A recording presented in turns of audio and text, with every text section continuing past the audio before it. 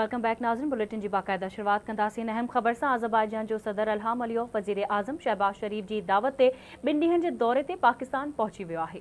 वज़ीर आज़म मेहमान सदर जी आजिया कई खेत सलामी भी ॾिनी वई।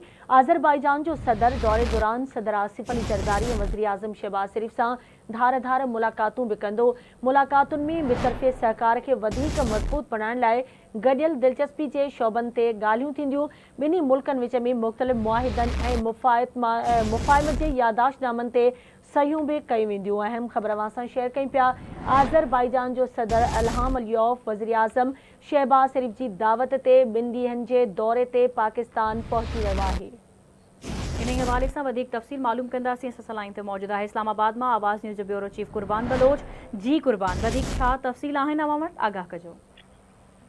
जी सदर इल्हाम अलियोव के दौरे ते इस्लामाबाद पहुची वियो आहे। इस्लामाबाद के हवाई अड्डे ते शहबाज शरीफ अज़रबाईजान के सदर की आजिया कई है। अज़रबाईजान के सदर वॾी इस्लामाबाद में संदू भी शहबाज शरीफ सां मुलाक़ात सां गॾु वफ़द जी सतह ते वज़ीर सां मुख़्तलिफ़ शोबनि में ताउन जे हवाले सां ॻाल्हियूं कंदो ऐं उन सां गॾोगॾु हू पंहिंजे पाकिस्तान में हम सदर आसिफ अली जरदारी सां भी मुलाक़ात कंदो। इम्कान आहिनि त उनकी मुलाक़ात आर्मी चीफ सां भी थी सघे थी।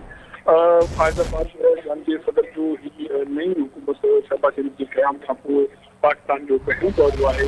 वज़ीर आज़म अज़रबाईजान के सदर की पाकिस्तान दौरे की दावत ॾिनी हुई, जंहिं तरफ़ पाकिस्तान पहुतो आहे। ॿिन्ही मुल्कनि में मुख़्तलिफ़ शोबनि जे हवाले सां जेके यादाश्तनामनि ते मुआहिदनि ते ॻाल्हियूं थींदियूं ऐं मुख़्तलिफ़ शोबनि ते यादाश्तनामनि ते ऐं मुआहिदनि ते सही करण जा पिणु इम्कान आहिनि इन दौरे दौरान।